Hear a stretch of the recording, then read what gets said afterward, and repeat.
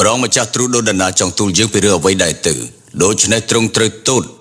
ជំវិញព្រះនគរនេះសិនពេលនេះសូមទូលយើងមកហេតុអ្វីក៏ពួកគេប្រកាសស្នើសុំទីក្រុងសក្យៈនេះប្រងម្ចាស់មានអ្វីដែលត្រូវទូលឆាប់មានបន្ទូលមកចុះសំណាងណាស់ព្រះអង្គមិនសំណាងទេទ្រង់ចង់បាននេះថាម៉េចនេះជារឿងធម្មតាទេឧទាហរណ៍ដូចជាសំណាងទេវទត្តគេអាយុច្រើនជាងសិទ្ធត្ថទៅទៀតមានការអប់រំបានល្អជាងហើយក្លាហានណាស់ប៉ុន្តែសិទ្ធត្ថគ្មានសំណាងគ្រប់គ្រាន់ទេឲ្យធ្វើព្រះបត្រាស្នងរាជមិននឹងកើតទៅខ្ញុំម្ចាស់ចូលទៅបានទេព្រះពើចូលមកយ៉ាសុថារាចូលមកព្រះមេតុលាខ្ញុំម្ចាស់បានធ្វើក្រយ៉ាដើម្បីមកថ្វាយទ្រង់ល្អណាស់មហារាជទូលបង្គំមានអារម្មណ៍ដូរប្រតិយហើយមានព្រះរាជកិច្ចអ្វីកាន់តំណែងដែរទេតើព្រះបុត្រារបស់មហារាជសិទ្ធត្ថណាយ៉ាងម៉េចទៅហើយមានព្រះរាជកិច្ចជាអ្វីដែរទៅព្រះបុត្រាសំអាងទៅលើភាពជោគជ័យធ្វើរឹកក្រអឺតក្រទមពេកហើយចាប់តាំងពីថ្ងៃប្រកួតនោះមកទ្រង់មានមោទនភាពចំពោះខ្លួនឯងខ្លាំងណាស់ដោយអាងតែទ្រង់ជាកែវភ្នែកទៅមួយគត់នៅក្នុងព្រះនគរតើវាយ៉ាងម៉េចព្រោះតែរឿងកាត់ក្បាលខ្លានោះអីទ្រង់បានបីទៅរត់យ៉ាងលឿនតែបន្ទូលបង្គំទេវទត្តទៅវិញទេដែលជាអ្នកកាត់ក្បាលខ្លានោះហើយយកមកថ្វាយព្រះមហារាជយើងគួរតែផ្សព្វផ្សាយដំណឹងនេះនៅចំពោះសក្យវង្សទាំងអស់អនាគតរបស់ពួកគេនឹងធ្វើជាអធិរាជស្នងរាជបន្ត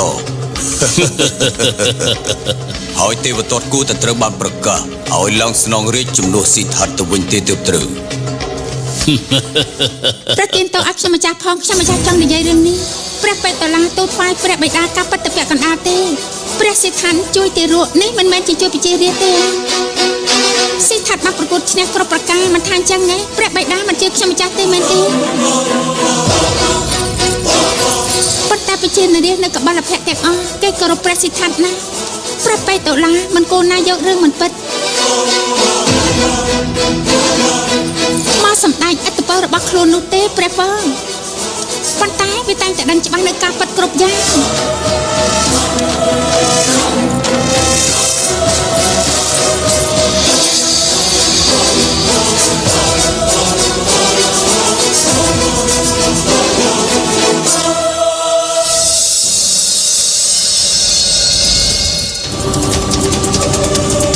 សិទ្ធត្ថនេះគឺជាដៅរបស់បិតាចង់ឃើញការកាន់អាវុធរបស់បុត្រឲ្យដូចជាអ្នកចម្បាំងដែលបានកាន់គ្រប់ពេលដូចនេះដែរទូបង្គំមិនអាចទទួលបន្ទុកនេះបានទេសិទ្ធត្ថបានអោនព្រះសិរសាក្រាបសំពះទៅលើគ្រូទីនិយាដោយអរគុណចំពោះការបង្រៀនហើយព្រះបុត្រាចេះពីវិធីធ្វើភាពវិន័យធម៌យ៉ាងច្រើន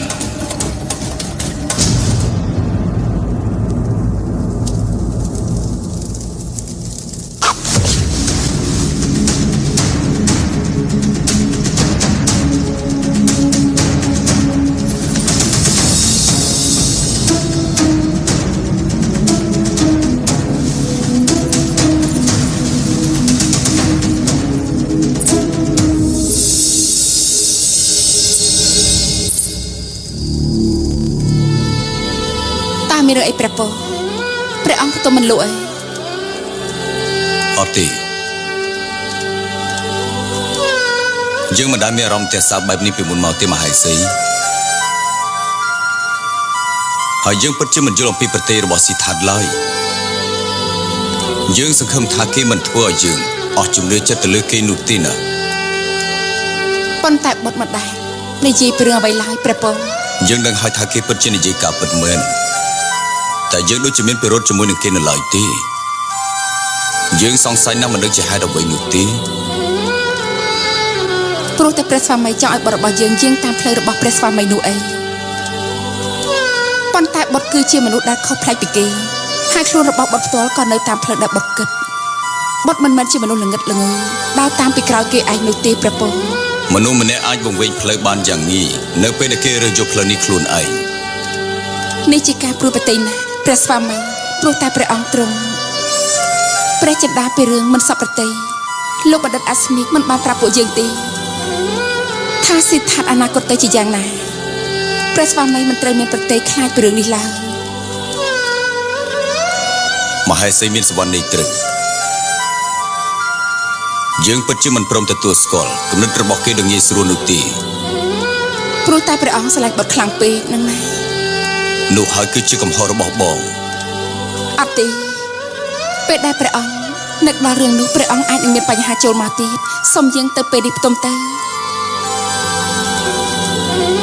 ព្រះអង្គ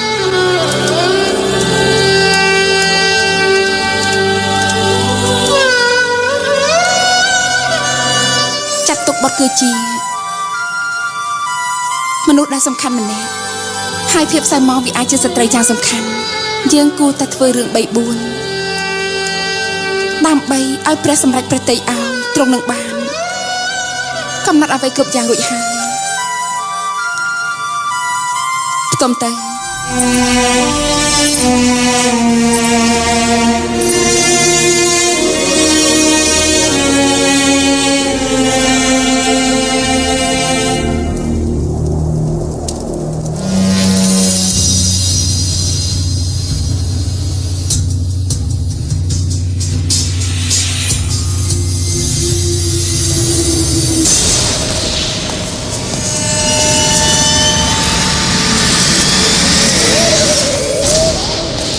Sedot! Sedot! Sedot! Sedot!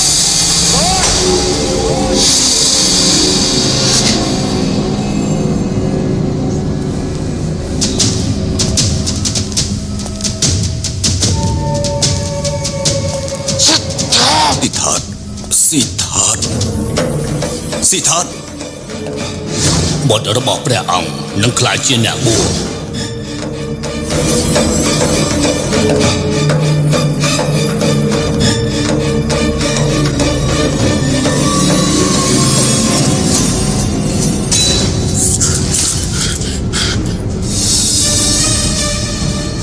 ព្រះស្វាមី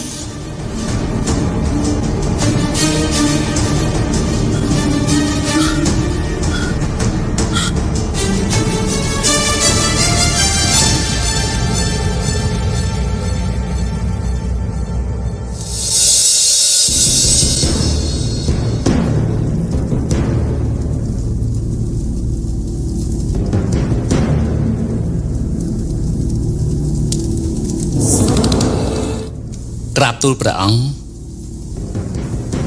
ទ្រង់សុបិនឃើញបែបនេះអាស្រ័យទៅលើសុបិននេះវានឹងខ្លាយទៅជាការពិតព្រះអង្គសុបិនឃើញរត់តាមក្រោយសិដ្ឋានគឺបានន័យថាសិដ្ឋាននឹងមិនដូចជាសុបិនព្រះអង្គទេទីពីរព្រះអង្គបានសុបិនឃើញសិដ្ឋានកំពុងតែអង្គុយសមាធិនៅក្នុងព្រៃជ្រៅបានន័យថាដើម្បីភាពស្ងប់ ទ្រង់បានធ្វើទនកម្មលើព្រះកាយខ្លួនឯងមានន័យថាសិដ្ឋាតចេញទៅធ្វើសមាធិថ្ងៃនោះហើយទ្រង់បានស្លៀកពាក់ស្បង់ជីពោពណ៌លឿងសិដ្ឋាតទ្រង់នឹងក្លាយទៅជាអ្នកបួសមិនខានទេ បានហើយព្រះគ្រូគូលីនីយ៉ាបានហើយឈប់ទៅ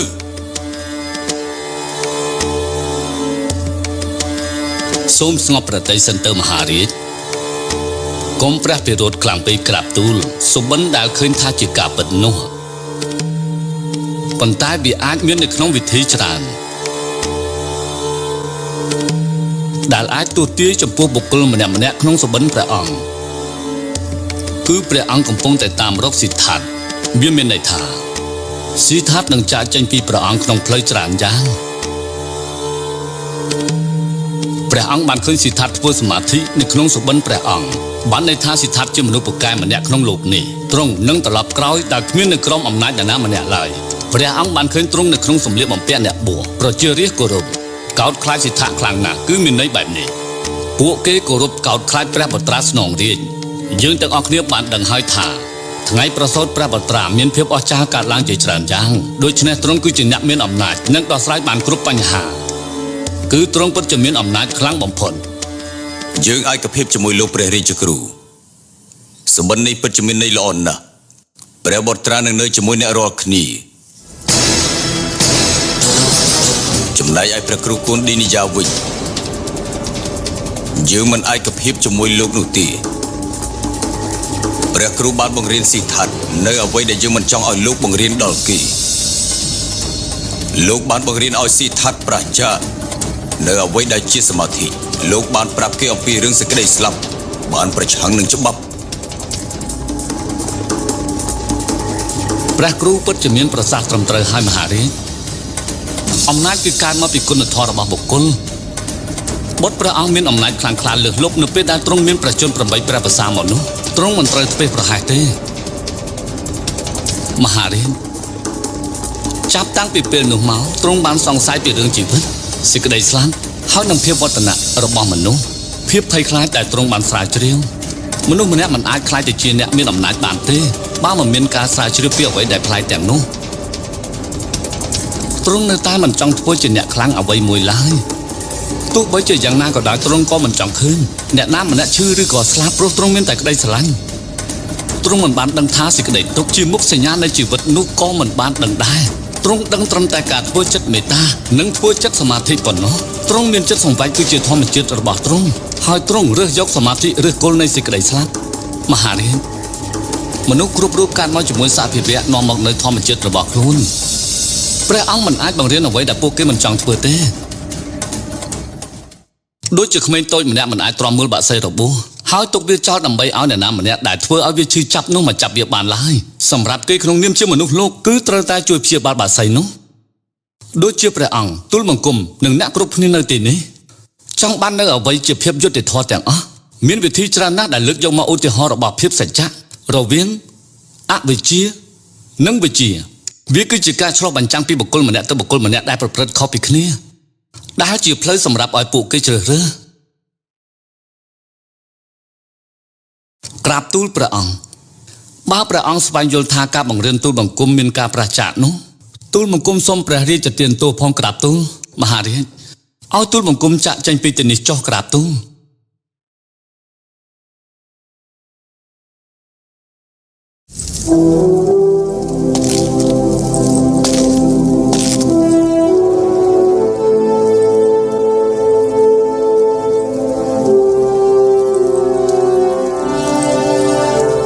ព្រះគ្រូកូនឌីនីយ៉ាទទួលយកអំណោយរបស់យើងភ្លាមទៅ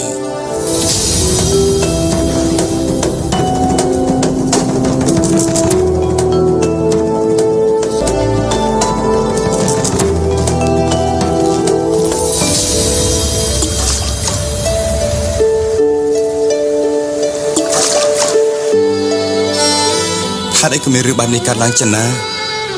យើងពិតជាសប្បាយប្រទៃណាស់ដែលបានជួបនរណាម្នាក់នៅក្នុងជីវិតថ្មីរបស់យើងប៉ុន្តែនៅពេលដែលនរណាម្នាក់ចេញឆ្ងាយពីយើងទៅយើងពិតជាមានសេចក្តីសោកសង្រេងខ្លាំងណាស់ពិបាកចិត្តណាស់ពិបាកប្រទៃព្រោះព្រះនាងគូបាយើងទៅវិញមិនទេក្រាបទូល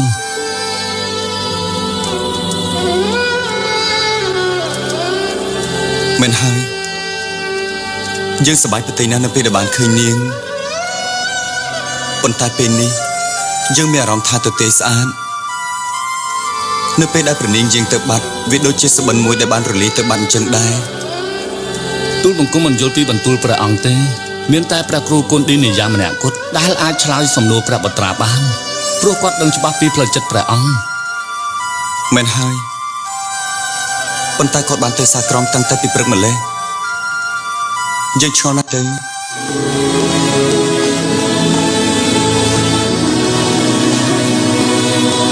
ខ្ញុំមិនអាចទទួលយកនៅអំណោយនេះបានទេហេតុអីទៅព្រោះព្រះអង្គមិនបានសពប្រតិនៅអ្វីដែលខ្ញុំបានបង្រៀនដល់ព្រះបត្រាឡើយសូមបំភ្លេចនៅអ្វីដែលខុសត្រូវនោះចោលទៅហើយទទួលយកអំណោយនេះទុកចោលអត់ទេខ្ញុំទទួលយកអំណោយចំពោះអ្នកដែលទទួលស្គាល់ការបង្រៀនខ្ញុំប៉ុណ្ណោះខ្ញុំមិនសុំទានឬក៏សំពះឲ្យគេដាក់ទានក្នុងនាមខ្ញុំជាព្រហ្មញ្ញម្នាក់នោះទេលោកព្យាយាមបដិសេធជាមួយនឹងខ្ញុំហើយលោកមិនបានកុហកធ្វើឲ្យព្រះមហារាជសប្បាយប្រតិទេមែនទេអត់ទេព្រះគ្រូខ្ញុំជាព្រះរាជគ្រូនៅនគរនេះវាជាទូនាទីរបស់ខ្ញុំដើម្បីធ្វើឲ្យព្រះមហាក្សត្រនិងនគរនេះបានសុខខ្ញុំមិនចង់ឲ្យទ្រង់បាត់បង់សេចក្តីសង្ឃឹមទ្រង់ឡើយហើយខ្ញុំក៏មិនចង់ឲ្យទ្រង់ព្រួយប្រតិដែរដូច្នេះទ្រង់អាចធ្វើតាមច្បាប់កំណត់លោកមិនចាំបានទេថាបណ្ឌិតអាស្និតមកទូទាយថាយ៉ាងណានោះ